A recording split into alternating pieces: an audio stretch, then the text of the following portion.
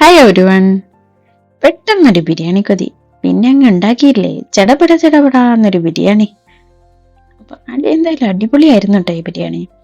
അപ്പൊ ബിരിയാണി ഉണ്ടാക്കാനായിട്ട് നമ്മൾ എടുത്തിരിക്കുന്നത് ഒരു 4 വലിയുള്ളി എടുത്തിട്ടുണ്ട്, 5-6 തക്കാളിയും, പിന്നെ ഒരു 10-15 പച്ചമുളകും, ഒരു 1.5 ഉണ്ട വെളുത്തുള്ളി. പച്ചമുളകും വെളുത്തുള്ളിയും കൂടി മിക്സിയിലിട്ടിട്ട് അടിച്ചിട്ട് ഒരു പേസ്റ്റ് ആക്കി എടുക്കണം. ചൂടായ വെളിച്ചെണ്ണയിലേക്ക് കുറച്ച് ഉള്ളി, ഏലക്ക, പട്ട, ഗ്രാമ്പു, അണ്ടിപ്പരിപ്പ്, മുന്തിരി ഇതെല്ലാം കൂടി ഇട്ടിട്ട് നന്നായിട്ടൊന്ന് വാട്ടിയെടുക്കുക. ആവശ്യത്തിന് വെള്ളവും 1 ടീസ്പൂൺ നെയ്യും ഒഴിച്ച് വെള്ളം നന്നായിട്ട് തിളച്ചതിന് ശേഷം ബിരിയാണി അരിയും കൂടി ഇട്ടിട്ട് വെള്ളം വറ്റിയതിന് ശേഷം 1 ടീസ്പൂൺ വിനാഗിരി ഒഴിച്ച് അരി വിട്ട് കിട്ടാൻ വേണ്ടി ഒന്ന് തുറന്നു വെക്കണം. ഇനി നമ്മൾ ബിരിയാണി മസാലയിലേക്ക് വേണ്ടിയിട്ട് ചിക്കൻ പൊരിച്ചെടുക്കണം. അതിന് വേണ്ടിയിട്ട് മഞ്ഞൾ, മുളക് പൊടി, ഇഞ്ചി വെളുത്തുള്ളി പേസ്റ്റ്, പച്ചമുളക് വെളുത്തുള്ളി അരച്ചത്, ബിരിയാണി മസാല ഇതെല്ലാം കൂടി ഇട്ടിട്ട് നന്നായിട്ട് മിക്സ് ചെയ്തെടുക്കുക. എന്നിട്ട് അത് നമ്മൾ പൊരിച്ചെടുക്കണം. നമ്മൾ ഈ ബിരിയാണിയിൽ അധികം മസാലയൊന്നും യൂസ് ചെയ്യുന്നില്ല കേട്ടോ. മല്ലിയിലയും പച്ചമുളകുമാണ് ഈ ബിരിയാണീൻ്റെ ടേസ്റ്റ് എന്ന് പറയുന്നത്. അപ്പോൾ ചിക്കനൊക്കെ നന്നായിട്ട് പൊരിഞ്ഞ് വരുന്നുണ്ട്.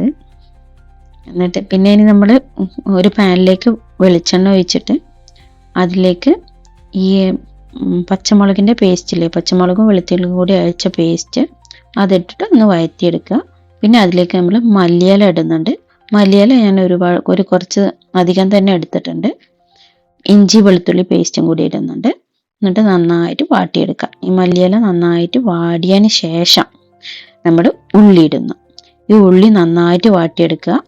ഇതിലേക്ക് നമ്മൾ മഞ്ഞൾപ്പൊടി, കുരുമുളക് പൊടി, ബിരിയാണി മസാല ഇതെല്ലാം കൂടി ഇട്ടിട്ട് നന്നായിട്ടൊന്ന് വാട്ടിയെടുക്കുക.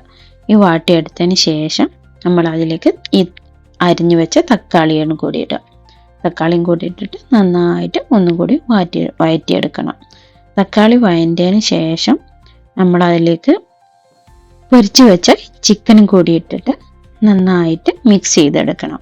ഒരു 10 മിനിറ്റ് ഒന്നും കൂടി ആ മസാലയും ചിക്കനും കൂടി ഒന്ന് മിക്സ് ആവാൻ വേണ്ടിയിട്ട് 10 മിനിറ്റ് അങ്ങനെ ലോ ഫ്ലെയിമിൽ വെച്ചിട്ട് വേവിച്ചുകൊണ്ടിരിക്കണം.